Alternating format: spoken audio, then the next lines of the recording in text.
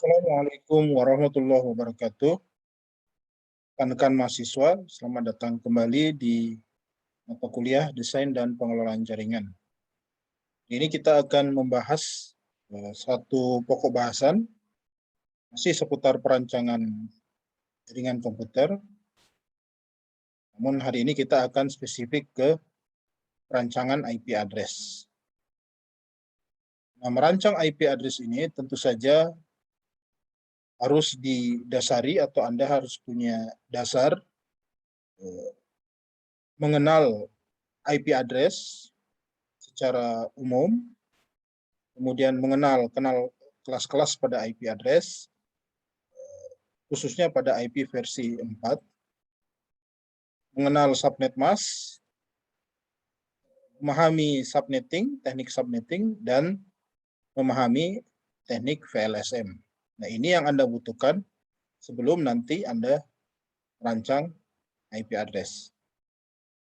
Nah, karena Anda sudah punya bekal di mata kuliah pengantar jaringan komputer atau jaringan komputer pada semester-semester sebelumnya, maka Anda sudah punya dasar bagaimana untuk merancang IP address. Tapi nanti kita akan coba membahas bagaimana cara merancang IP address.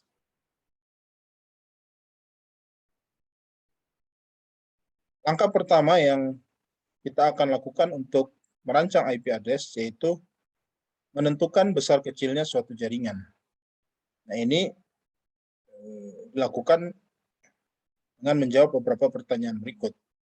Pertama, berapa banyak lokasi dari jaringan yang terhubung. Nanti ada kaitannya dengan berapa banyak subnet. Jadi berapa banyak lokasi dari jaringan yang terhubung kita bisa analogikan sebagai berapa banyak subnet di dalam jaringan kita, berapa banyak segmen di dalam jaringan kita.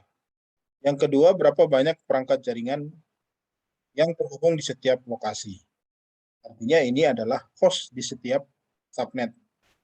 Di berapa host di setiap subnet kita nanti akan tahu dengan mengetahui berapa banyak perangkat jaringan yang ada di setiap lokasi. Kemudian, metode pengalamatan apa yang tepat digunakan? Metode pengalamatan apa yang tepat untuk digunakan? Ini nanti kita akan membahas tentang metode pengalamatan secara statis maupun secara dinamis. Kemudian subnet mana yang memadai untuk digunakan? Nah, ini langkah-langkah pertama yang akan kita tempuh nanti untuk dalam merancang IP address. Di sini ada kasus di mana terdapat topologi seperti ini, bahwa ada sebuah kantor di Amerika sana punya kantor utama atau kantor pusat, ini letaknya ada di San Francisco. Kemudian ada kantor cabang, kantor cabang di negara bagian di Denver dan di Houston, di kota Denver dan Houston. Kemudian ada remote office. Remote office ini bisa apa saja, ya. Baik dia perangkat server gitu yang tidak terletak pada main office dan international office. Ya, biasanya kalau di bank remote office itu bisa berupa ATM atau bisa berupa debit, ya, debit di gerai-gerai supermarket gitu ya. Biasanya ini adalah representasi dari remote office. Nah, kebetulan topologinya seperti ini. Jadi kita tahu bahwa ini ada 5 bagian atau ada 5 subnet, ya. Di kantor pusat, di kantor cabang atau international office, dan ada remote office. Ada 3. Nah, ini lalu kita petakan. Kita petakan yang pertama adalah si jumlah hostnya. Ya, jumlah hostnya ada berapa? Di sini kita bisa lihat di setiap lokasi itu ada perangkat-perangkatnya. Ada workstation, ada server, ada IP phone, ada router interface, ada switch, firewall, dan reserve atau cadangan. Nah, di sini kita lihat dari lokasi dengan jumlah host yang paling banyak, totalnya ada 1.290, itu adalah San Francisco. San Francisco ya. Total hostnya ada sekitar 1.290. Nah, nanti kita akan menyesuaikan dengan subnet mana yang akan kita gunakan untuk San Francisco ini untuk memfasilitasi 1.290 host.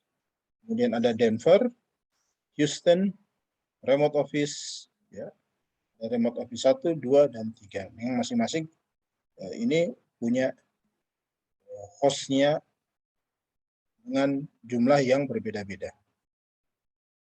Kita lihat penyelesaiannya. Namun sebelum ke situ, ada istilah di jaringan yang disebut dengan VLSM dan FLSM. Fixed Length Subnet Mask itu biasanya identik dengan satu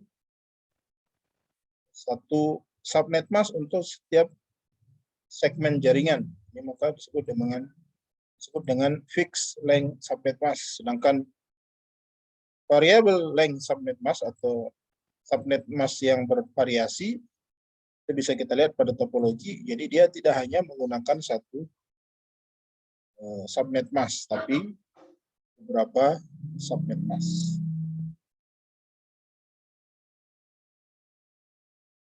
Kemudian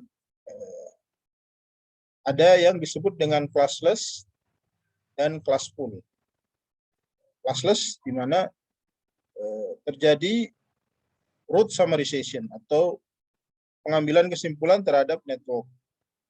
Dan ada yang disebut dengan no automatic root summarization, di mana di sini yang tipenya adalah classless, itu dibaca pada routing table masing-masing network ada 172.16.10 dan 20. Jadi tidak disummarize seperti pada classful. Tidak disummarize seperti pada classful. Nah, di sini kita lihat hasil perancangannya bahwa tadi sudah di listing jumlah besaran dari masing-masing lokasi beserta hostnya. San Francisco ada 1.290. Nah, untuk memfasilitasi 1.290 host tadi, maka diperlukan bit host sebanyak 11. Jadi 2 pangkat 11, itu sekitar 2.048 host. Nah, untuk memfasilitasi si San Francisco yang jumlah hostnya mencapai 1.290. Sehingga yang diperlukan adalah 11 bit host. 11 bit jatah atau porsi untuk host. Kenapa tidak 10 bit host? Karena 10 bit host hanya menyediakan 1.024 host. Sedangkan yang diperlukan oleh San Francisco adalah 1.290. Sehingga didapatkan range dari San Francisco ini adalah bloknya sebanyak 11 bit ya. Mulai dari 00 sampai dengan 7.255/21. Kalau Anda lihat ini /21 sudah dipinjam 11 bit untuk host. Ini harusnya kan /32. Nah, IP versi 4 total bitnya ada 32. Nah, 21 ini subnet masknya. Nah, porsi untuk bit hostnya itu sudah diambil 11. Jadi total 11 tambah 21 adalah 32. Jadi range untuk San Francisco itu adalah dari 00 sampai dengan 7.255. Yang totalnya itu adalah 2.048. Namun sudah bisa mengcover yang 1.290. Jadi dia tidak persis 1290, namun kita menyediakan host atau subnet yang mencukupi untuk 1290, yaitu subnet /21. Itu pula untuk Denver region 1024. Denver region ini dibagi-bagi, ada yang kampus, remote office 1 dan 2. Di sini diambil bit 10, lalu kemudian dipecah ya, dipecah ini 512, 64, 64. Yang menyesuaikan dengan jumlah host yang dibutuhkan, jumlah IP yang dibutuhkan di masing-masing region. Sampai dengan remote office. Nah, inilah hasil rancangan dari pemetaan individual location tadi. Dari individual location kita akan nanti menentukan berapa banyak, beberapa subnet yang akan kita gunakan, berapa jatah atau porsi hostnya dari subnet tersebut. Nah, ini adalah contoh lainnya yang simple, di mana biasanya pada kasus small office, home office, atau kantor kecil, atau kantor yang ada di rumah, di ruko misalnya, mereka hanya pakai biasanya tidak lebih dari 254 host, atau bahkan ini sudah terlalu banyak untuk sebuah small office, home office. Ini kita bisa lihat yang dipakai /24 hanya 1 untuk memfasilitasi semua host device, server, printer, dan intermediary device. Intermediary device itu bisa switch ya, atau access point. Kemudian 1 untuk gateway. Jadi ini untuk satu sampel network yang kecil ya. Bisa saja di rumah, kita bisa terapkan di rumah, atau di kantor yang jumlah orangnya tidak sebanyak di kasus yang tadi. Nah, penggunaannya nanti menggunakan, untuk pengalamatannya menggunakan Dynamic Host Configuration Protocol. Jadi metode pengalokasian atau pengalamatannya itu bisa kita gunakan 2. Yang pertama adalah static, di mana IP ini secara statis dialokasikan ke sistem. Jadi operator bertugas untuk mengkonfigurasi IP di setiap host. Ini tentu saja kalau hostnya terlalu banyak, terlalu besar, maka ini akan mempersulit administrator atau operator untuk mengkonfigurasi satu persatu hostnya. Itu kekurangannya. Namun kelebihannya, kita bisa mengetahui secara pasti host ini IP-nya sekian, sekian, sekian. Itu keuntungan dari static IP. Sedangkan dynamic, ya, ini lebih cenderung kepada bagaimana sebuah server, ya, DHCP server itu bisa mendistribusikan IP address ke host, sehingga pekerjaan administrator atau operator itu lebih dimudahkan dengan adanya DHCP server. Demikian rekan-rekan, semoga Anda dapat memahami materi kali ini. Sampai berjumpa kembali di pertemuan yang berikutnya, atau di materi yang berikutnya. Assalamualaikum warahmatullahi wabarakatuh.